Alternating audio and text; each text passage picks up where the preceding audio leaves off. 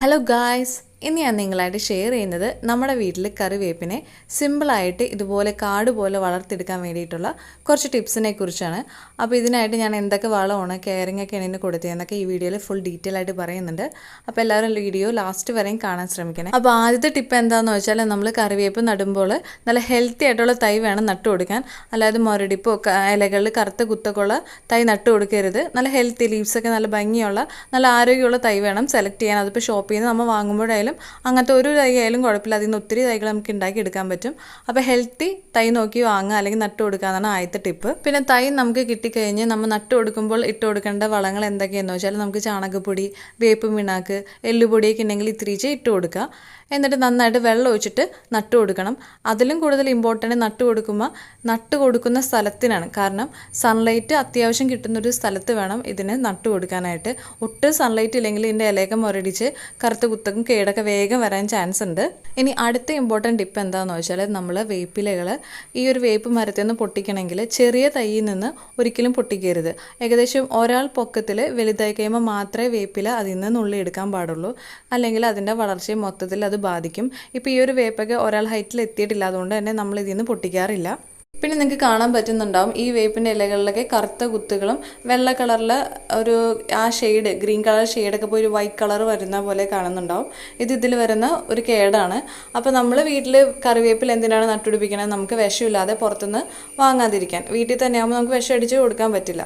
അപ്പോൾ ഇങ്ങനെ കേടുകൾ വരുമ്പോൾ നമ്മൾ എന്താ ചെയ്യുന്നത്? ജൈവപരമായിട്ടുള്ള ഈ മരുന്ന് ലൈനുകളൊക്കെ ഉപയോഗിക്കാൻ നോക്കുക. അപ്പോൾ ഞാനിവിടെ സ്യൂഡോമോണസ് എന്നുള്ള ഒരു ലൈനാണ് അടിച്ചു കൊടുക്കാറ്.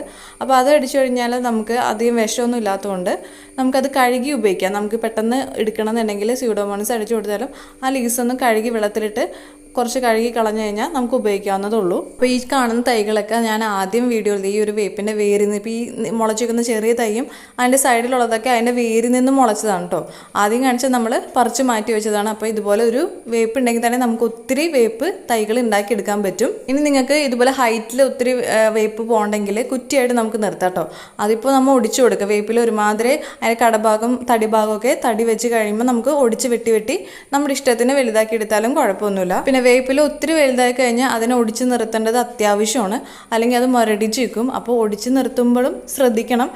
തോന്നിയ പോലെ ഒടിച്ച് നിർത്തരുത്. ആ ഒരു മയത്തിന് ഒടിച്ച് അതിൻ്റെ കേടുപാടുകൾ സംഭവിക്കാതെ ഒടിച്ച് നിർത്തണം. ഒടിച്ച് നിർത്തിയാൽ ഡെയിലി ഇപ്പോൾ മഴ സീസണൊക്കെ ആണെങ്കിൽ നമുക്ക് വെള്ളം കിട്ടണോണ്ട് കുഴപ്പമില്ല. അല്ലാതെ വേനൽക്കാലത്തൊക്കെയാണ് ഒടിച്ച് നിർത്തണമെങ്കിൽ നമ്മൾ അതുപോലെ വെള്ളം ഒഴിച്ചു കൊടുക്കണം. വാട്ടറിങ് ഡെയിലി വേണം കേട്ടോ വേപ്പിന്. പിന്നെ നമ്മുടെ കിച്ചണിൽ വേസ്റ്റായിട്ട് വരുന്ന വെജിറ്റബിൾസിൻ്റെയൊക്കെ ആ ഒരു വേസ്റ്റ് ഇതിന് വളമായിട്ട് ഇട്ട് കൊടുത്താലും നല്ലത് തന്നെയാണ്. അപ്പോൾ പുതിയതായിട്ട് ആരെങ്കിലും നമ്മുടെ വീഡിയോസൊക്കെ കാണുന്നുണ്ടെങ്കിൽ ചാനൽ ഒന്ന് സബ്സ്ക്രൈബ് ചെയ്ത് സപ്പോർട്ട് ചെയ്യാൻ മറക്കല്ലേ. ഇനി അടുത്ത ഏറ്റവും ഇമ്പോർട്ടൻ്റ് ആയിട്ടുള്ള കാര്യം എന്ന് പറയുന്നത് നമ്മുടെ വേപ്പ് ഇതുപോലെ വലുതായി പന്തലിച്ച് നിൽക്കുമ്പോൾ നമ്മൾ എന്തായാലും വേപ്പില പൊട്ടിക്കും. പക്ഷേ അങ്ങനെ പൊട്ടിക്കുമ്പോൾ നമ്മൾ ശ്രദ്ധിച്ചില്ലെങ്കിൽ ഇതുപോലെ തന്നെ ഇന്ന് നമുക്ക് ഭംഗിയായിട്ട് നിൽക്കണമെങ്കിൽ ഒരു കാര്യം ശ്രദ്ധിക്കണം. വേറെ ഒന്നുമല്ല, നമ്മൾ ആ വേപ്പില അതിൽ നിന്ന് ഒടിച്ചെടുക്കുമ്പോഴും പൊട്ടിച്ചെടുക്കുമ്പോഴും ഞാൻ നേരത്തെ പറഞ്ഞ പോലെ തോന്നിയ പോലെ ഒടിച്ചെടുക്കരുത്. ചിലപ്പോൾ നമ്മുടെ വീട്ടിലുള്ളവരായിരിക്കില്ല, പുറത്തുനിന്നുള്ളവർ വീട്ടിൽ വേപ്പില ഉണ്ടെങ്കിൽ ഒന്ന് വേപ്പില തരുമോയെന്ന് ചോദിച്ചു വന്നിട്ട് അവർ ഒടിച്ചെടുക്കുമ്പോൾ ചിലപ്പോൾ ആ പ്രോപ്പറായിട്ട് ഒടിച്ചെടുക്കണമെന്നില്ല. ചിലപ്പോൾ പിഴുത് ആ ഒരു തണ്ടിൻ്റെ അവിടെയൊക്കെ നല്ലോണം ഡാമേജ് വന്ന പോലെ ചിലപ്പോൾ അത് ഫുൾ അവർ എടുക്കുന്നുണ്ടാവില്ല. പൊടിഞ്ഞ് തൂങ്ങിക്കിടന്നു കഴിഞ്ഞാൽ അത് അവിടെ വെച്ചൊക്കെ ഉണങ്ങിപ്പോകാൻ ചാൻസ് ഉണ്ട്. ഇവിടെ അങ്ങനെ പറ്റിയിട്ടുണ്ട്. അതുകൊണ്ടാണ് പറയണത് നമ്മുടെ ഒരു വേപ്പ് തന്നെ ഉണങ്ങിപ്പോയിട്ടുണ്ട്. ചിലവർ നമ്മ അറിയാതെ തന്നെ ചിലപ്പോൾ ഉള്ളപ്പോൾ തന്നെ വലിച്ച് പറിച്ചൊക്കെ എടുക്കുമ്പോൾ അത് ആ ഒരു വേപ്പിനെ മൊത്തത്തിൽ ബാധിക്കും. അപ്പോൾ അത് ശ്രദ്ധിക്കേണ്ട ഒരു ഇമ്പോർട്ടൻ്റ് ആയിട്ടുള്ള കാര്യമാണ്. നമ്മൾ വളർത്തി അത്രയും കഷ്ടപ്പെട്ട് കെയറൊക്കെ കൊടുത്ത് ഇത്രയും വലുതായി കഴിയുമ്പോൾ വേപ്പ് ഉണങ്ങി കഴിഞ്ഞ് കഴിഞ്ഞാൽ പിന്നെ അത് വലിയൊരു സങ്കടമാണ്.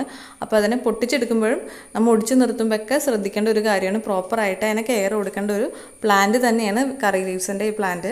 അപ്പോൾ ഇതുപോലെ എവിടെ വേണേലും ടെറസിലായാലും എങ്ങനെ വേണമെങ്കിലും നമുക്ക് ഇതുപോലെ കെയറിങ് കൊടുത്തു കഴിഞ്ഞാൽ കറി ലീവ്സിനെ സിമ്പിളായിട്ട് ആർക്ക് വേണമെങ്കിലും പിടിപ്പിച്ചെടുക്കാവുന്നേ ഉള്ളൂ. അപ്പോൾ എല്ലാവർക്കും കറിവേപ്പിൻ്റെ ടിപ്സും കാര്യങ്ങളൊക്കെ ഇഷ്ടപ്പെട്ടെന്ന് വിചാരിക്കുന്നു. പുതിയ ചെടിയുടെ വിശേഷമായി അടുത്ത വീഡിയോയിൽ കാണാം.